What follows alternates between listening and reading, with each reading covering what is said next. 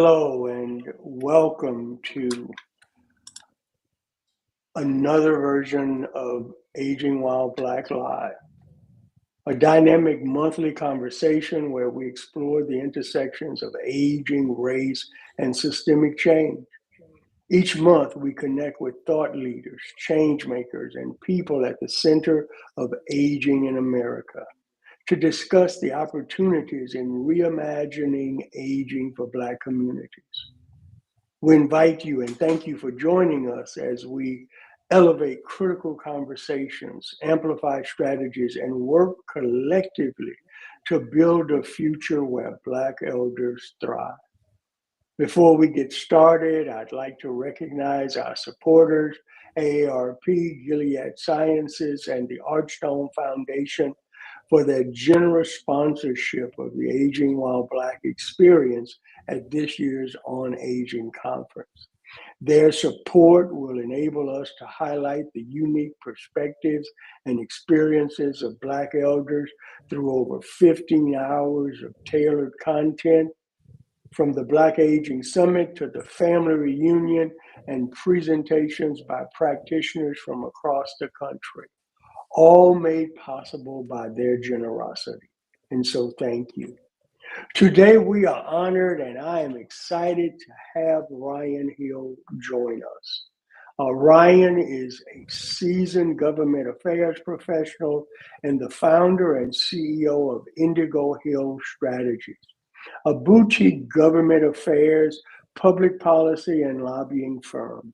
She has extensive experience navigating the intersection of policy, politics, and business, particularly in health policy.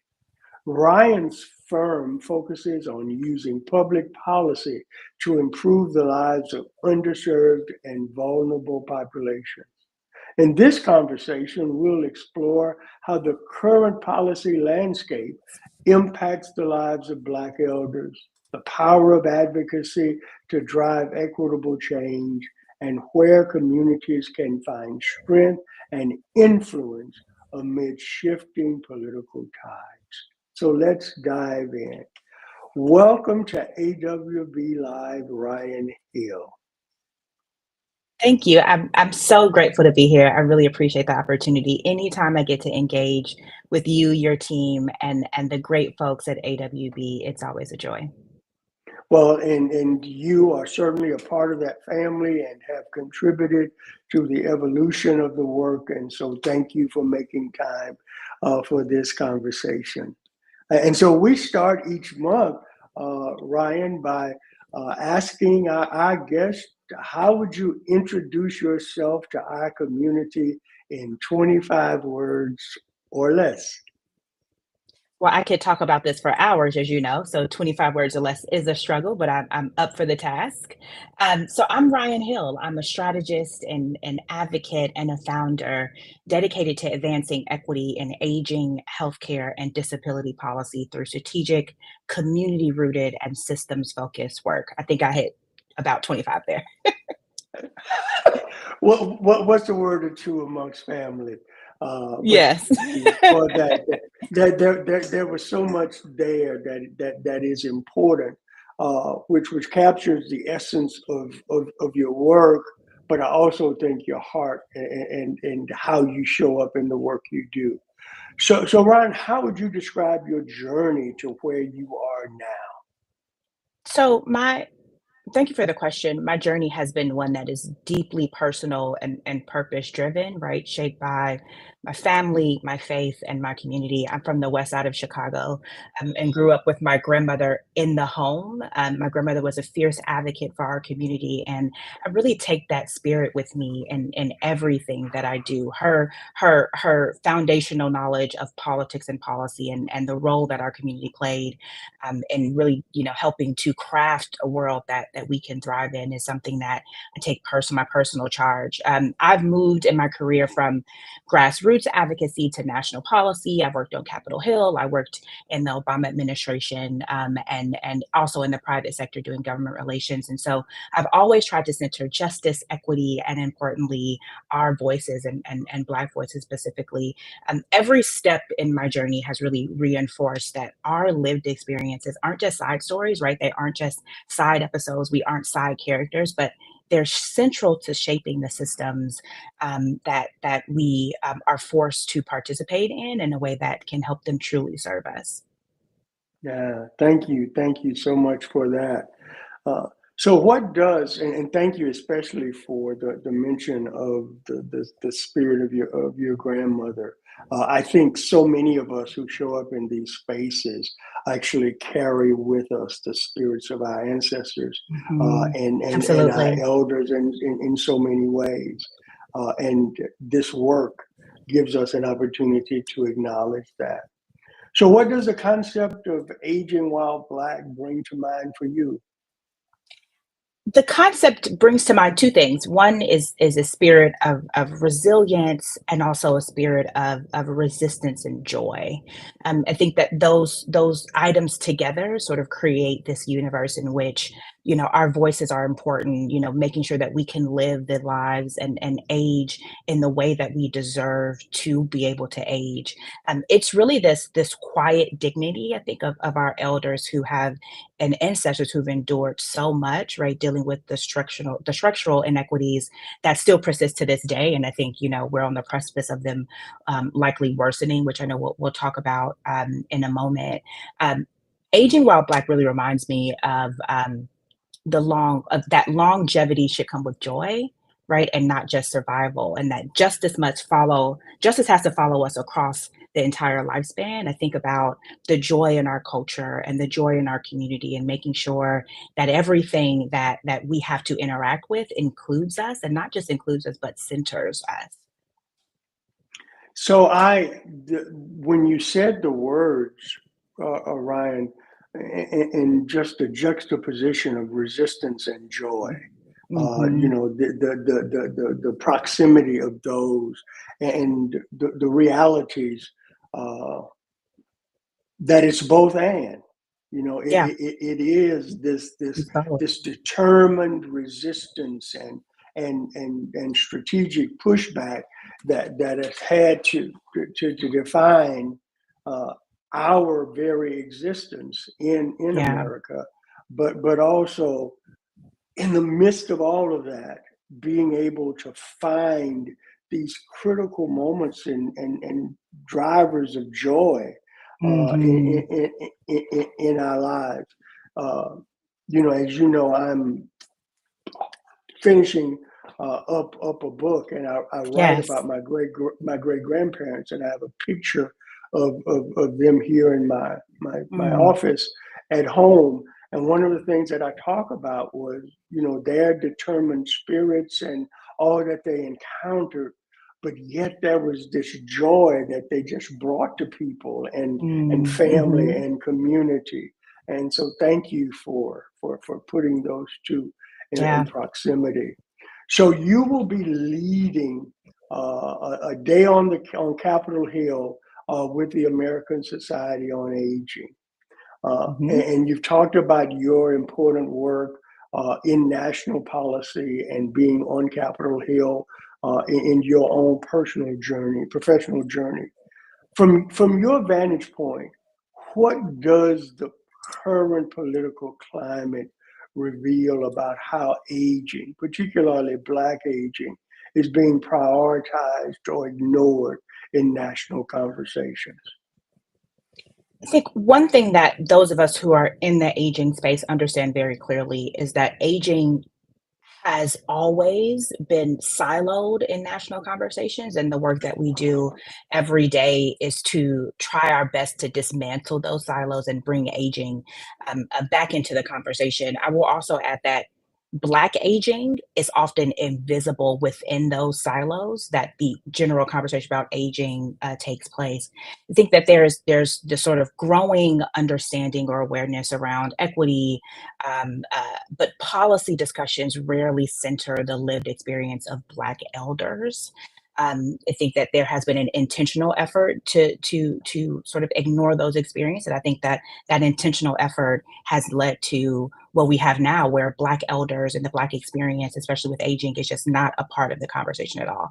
I think that, I could say that last year when we were in a different administration, the year before, the administration before that, before that, I think we've been on a trajectory of increasing that awareness, but we still have a long way to go. I think now, in the time that the political time we're at right now, we're at this sort of crossroad moment where the performative commitments that we've seen just aren't enough, right? Like we need intentional investments, policy, funding, and representation that really reflect, the experiences of aging while Black, and the experience of our community, the reality, and honoring our contributions thus far, while also making space for the fact that we have a lot more to go. I think that we are at a point where we've built so much momentum, right? And again, I think that starting from really nothing where we were before, in terms of the national conversation, but we have to keep pushing, um, to make Black aging a national priority and not just an afterthought. Yeah, and that the important statement that you made as you were speaking, Ron, about the invisibility of Black aging in the broader aging conversation is what actually gave birth to Aging While Black. Because I Mhm. found myself participating in these really important conversations about this seismic shift in aging happening in America, and all of these important statistics that reinforce what was happening in terms of aging. But Mhm. there were these different set of experiences that seemed to be centered in Black bodies that were not being brought to to to these conversations. And we Yeah. started, Callie and I and a group of other really dedicated and special people. We started Aging While Black with this notion of creating a discourse around the intersection of aging and race, because it was largely missing from these overarching Yeah. conversations about aging. Mhm. While important, but did not necessarily speak to a set of realities that aging Black people are experiencing in America every day. Yeah. And so Absolutely. thank you for giving voice to that. And so staying with this public policy for just a moment, how can you see public policy either reinforcing or disrupting the support system surrounding Black elders? And where do you think the greatest opportunities for transformative change exist right now, if they do? I think you and I both know well, and I'm sure some of the audience as well, that public policy has long reinforced disparities, right? By underfunding or ignoring the very systems that Black elders rely on, right? So healthcare, housing, caregiving, community-based services, when those policies are designed and put forward without our input, our data, our voices, it really misses the mark, and too often it upholds that structural systemic neglect, right? And at the root of that are our policy choices. I'll give you a few examples in a moment, but I think that in terms of opportunity, I think there is opportunity despite all the things that are going on, right? I think the greatest potential, from my perspective, for transformative change really lies in community rooted policymaking, where our Mhm. community, our Black elders and caregivers aren't just consulted, right, but they're co-creators. And I think that's a really important distinction that we need to make. It's important that people are in the room, right, but that's not what's required. What's required is that we are at the table. One thing that we say in DC often is that if you're not at the table, you're on the menu. And in addition to that common phrase that we say is that people will the leaders will take away your benefits, your livelihood, and if you're not loud about it, they'll say that you enjoyed it, right? And we've seen that throughout history, the history of our people, to where when we are loud about something, they'll still say that we enjoyed it. I think now we have a lot more technology on our side to really capture our stories and make our voices heard. I think we have to make sure that as we are thinking about co-creating, we are thinking about expanding the home and community-based services, right? Investing in culturally responsive policies and care, and supporting the caregiver economy, which we know is really at the precipice for collapse. Especially, in the caregiving economy that is largely made up of Black women, right? We need to also name Yeah. that as well. I think that could, if sort of shifting the way we talk about these things, can really, shift the entire paradigm. I think, we've as a nation, the sort of royal we, have made equity into a side effort. I think we've seen that, especially since January 20th with the inauguration of Trump again. And I'll just say here, every day since January 20th has been the longest day of my life, in part because of all the things that are happening. But equity has to be the foundation. I'll give you a couple examples of advancements that our community has made, things that we are very proud of, but things that are under attack from a public policy perspective, starting with healthcare. So, one thing that my grandmother would always say is that a broken clock is right twice in one day. And I know that's a very common phrase, but I take that with me in every conversation that I have. Um, as we're talking about the advancements that we've made, right? So sort of improved health outcomes in certain areas, we also need to consider how those advancements relate to aging. So, for example, I do a lot of work with sickle cell advocates, and one of the things that we talk about a lot is that, people who are living with sickle cell disease and related blood diseases are living a lot longer thanks to a lot of scientific advancements, right? We know that sickle cell disease is something, and related blood disorders are something that is the vast majority of cases are in our community, right? You have people with sickle cell disease that are living to 60, 65, 70, right? Which is wonderful, and we need to see more of that advancement. The other side of that is that as a nation, from a public policy perspective, from a healthcare infrastructure perspective, we are not prepared for an aging sickle cell population. Our systems are not set up, right, to address the long-term chronic healthcare needs. Our social security disability system, for example, is not set up to address the long-term chronic needs. So while we're having these advancements, right, that are important and critical, we need to also make sure that we're taking into account, what these advancements mean for an aging population, and how can we use public policy as a tool not to reinforce those disparities, right, but to reverse those disparities. And I think that's an opportunity. There are things that we're seeing now that we haven't seen ever before, right? And so, the sickle cell example, we haven't seen a lot of these advancements, right? We're getting the data now, and how can we use that data and those stories from this very specific community to change broader public policy, to benefit us all, right? A rising tide lifts all boats. Another example I'll give on the public policy front is the Social Security Administration. For those, I'm sure, who have access to a phone or news, we're seeing this really direct targeted attack on the Social Security Administration by the likes of Elon Musk and the Department of Governmental Efficiency, or DOGE. Every single day, there's a new headline around dismantling SSA, privatizing Social Security. What we know, right, is that the vast majority of older adults who are receiving a Social Security check, that is their livelihood. And that is agnostic of race, religion, creed, Yes. anything, right? What we know is that in our community, that is going to be 50 times true, right? Like our community, based on all the systemic barriers that we've had from an economic standpoint, right? Like we are the ones that are going to be sort of, at an incredible disadvantage when it comes to, the conversations being had right now about dismantling Social Security Administration. So there are things that, will impact everyone, but especially impact us. And that's where I think, part of the opportunity lies, right, is to make sure that we're talking about, hey, if we dismantle SSA, what does that mean for Black retirement? What does it mean for Black wealth?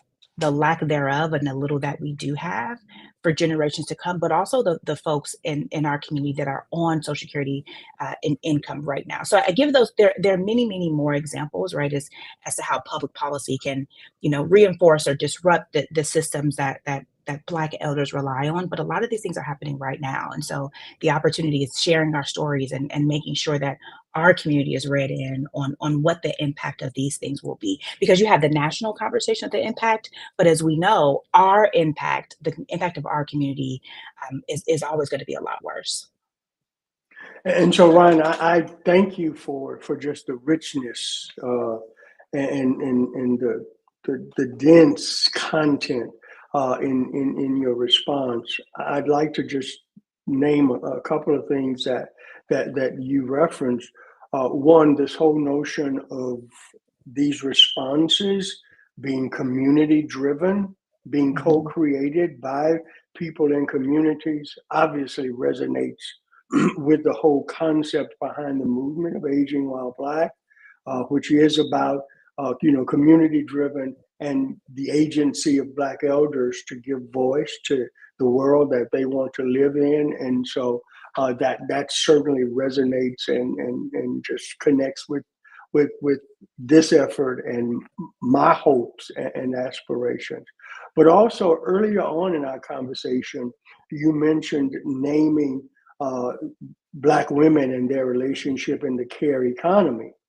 Mhm. Because Black women have been caregivers, and it has, in so many instances, interrupted work and life, Black Absolutely. women who do participate in Social Security oftentimes do so at lower levels, lower benefit Absolutely. levels than others Mhm. because of Yes. that.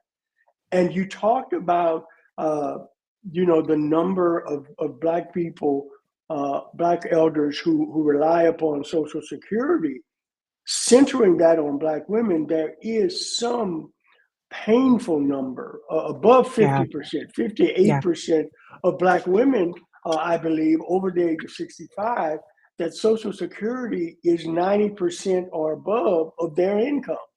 Absolutely. Absolutely. And so when we talk about this dismantling of the Social Security Administration, the potential impact on Black communities and Black women is just profound. Mhm. And these are the type of efforts that we need to be a part of. Yes. You Absolutely. mentioned Musk, Doge, this administration, and every day feeling like the longest day of your life. There are times in politics when politics can feel distant, discouraging, especially for people who have been marginalized. Uh, and so, where do you believe everyday people, particularly Black elders and those who care about them, can find and exercise power in moments like this? This question is so exciting to me because I think that, it's something that is deeply rooted in the tradition and culture of our people. We've had to be at the forefront for so long, and that motivation, that necessity doesn't end when we become elders, right? Like, we know that power lives in the collective. It always has. Like, the history of this country is us, exercising our power.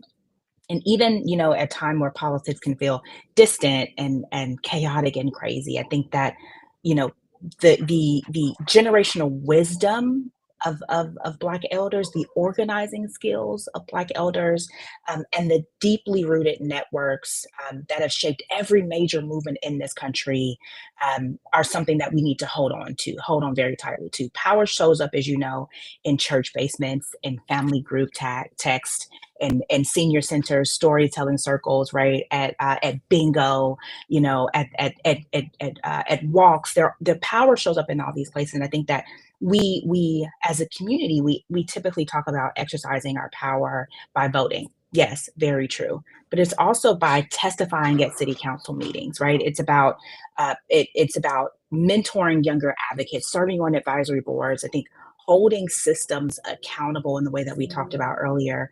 When we make our stories visible, we shift the narrative. We make our needs non-negotiable. We change policy, as we've seen in the history of this country and the rich and our richness of our history. I think, one of the most important things I want to say in response to this question is that Black elders are not just stakeholders, as I mentioned when we talked about co-creation of policy. Black elders are catalysts, have always been, and will always be. And I think when we hold high that torch, that's where we start to feel our power. So, in the aging while Black community, and in particular, my partner in all of this, Callie Johnson Graves, and I, a frequent colloquialism is we need to put that on a T-shirt. And oftentimes we actually do put it on a T-shirt. And I so, love that. Ryann Hill, please don't be surprised when you see the T-shirt that says "The power is in the collective." Mhm. I will wear Because it, so yes.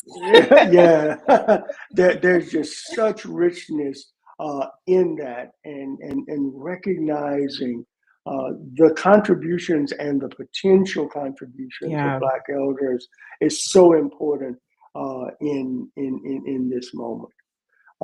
And so you've worked at this important intersection of health, policy, and equity. I mean, it's a thread that runs throughout Mhm. every everything that you do and say. And so what blind spots, Ryann, do you think still exist in how policy is designed and implemented when it comes to aging and race?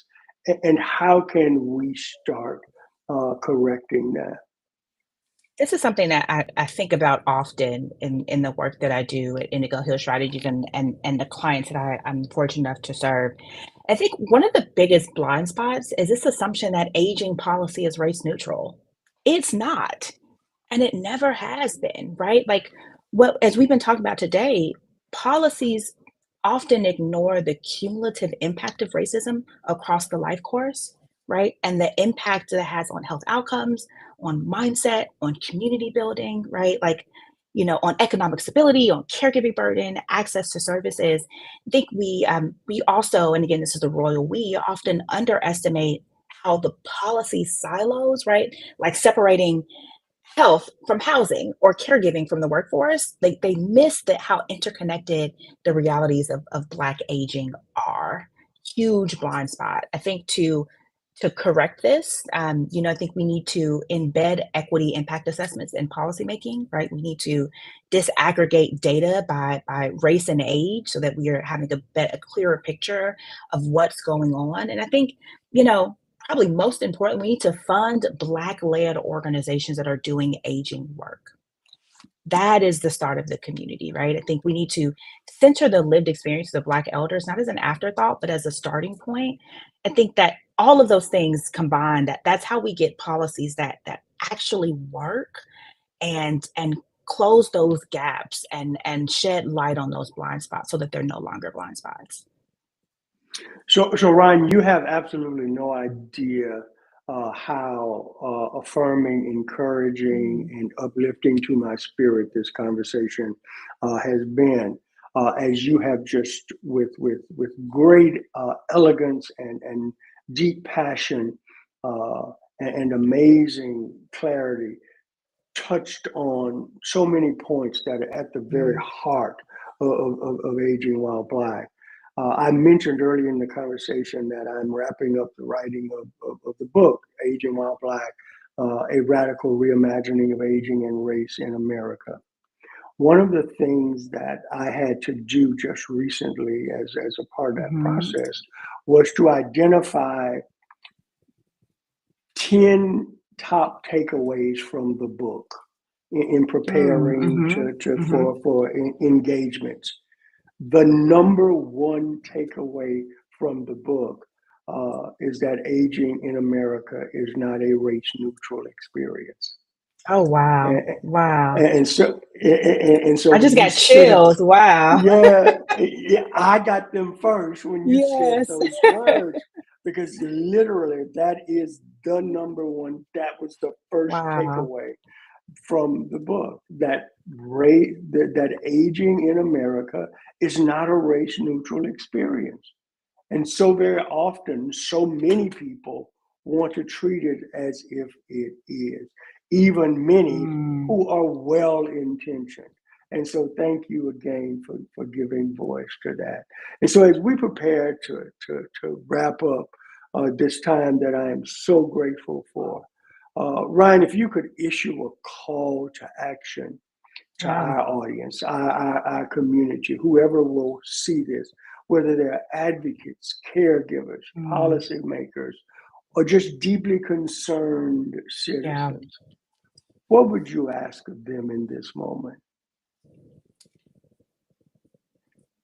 I would ask them to trust their wisdom, to own their power and know that they are the blueprint, right? Like our communities we built families, we built movements and communities with such limited resources, right? But although the resources have been limited, the grace and intention has been unlimited, right?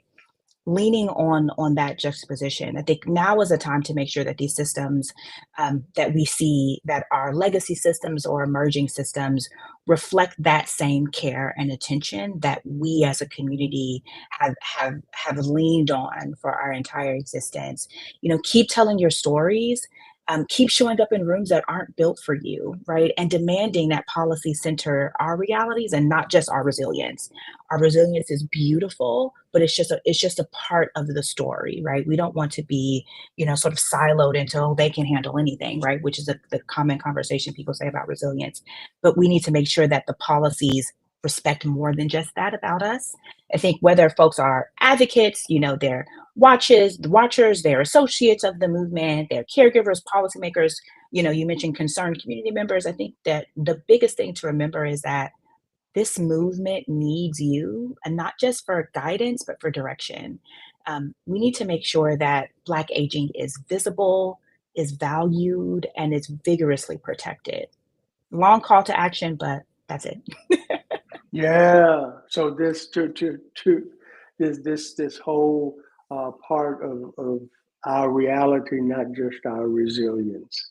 Uh, Yes, yes. Yeah. Last comment about the book. I promise.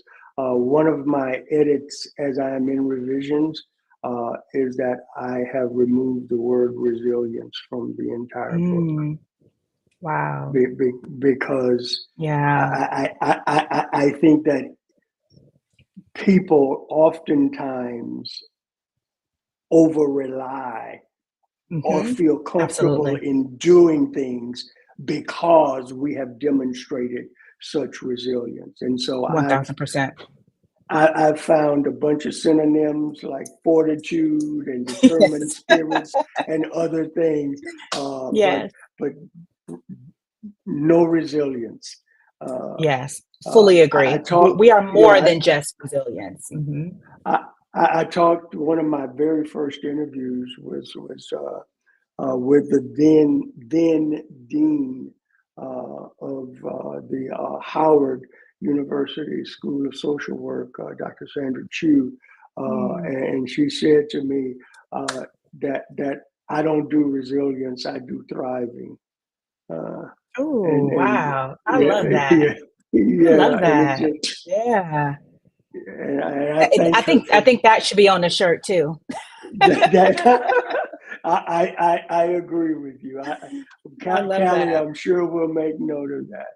So as we wrap it up, Ryann, as you are aware, Aging While Black sincerely seeks to be a catalyst for movement building around the three pillars: recalibrating the village, embracing innovation and rapid change, and leaning into Sankofa. What would be your best hope for such a movement? I just want to say I think that these three pillars are brilliant and practical and something that I think we so desperately need to lean in on. It's my greatest hope that the movement births policies, practices, and really power shifts that make it undeniable that Black aging is sacred, strategic, and essential to the future that we're building in this country. Ryan Hill, I am so grateful for you making room for this conversation and Absolutely. and showing up just as your full, brilliant, passionate self. Thank you Thank so much you. for Thank you for sharing this having space. me. Thanks. And dear friends, that wraps up this edition of awB Live. We'd like to once again thank the awB at On Aging supporters, AARP, Gilead Sciences, and the Archstone Foundation. We look forward to recapping our experiences at On Aging with all of you in May.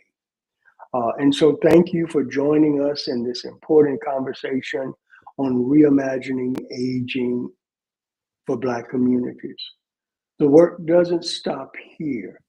Let's continue to challenge systems, elevate solutions, and ensure that Black elders are seen, valued, and supported.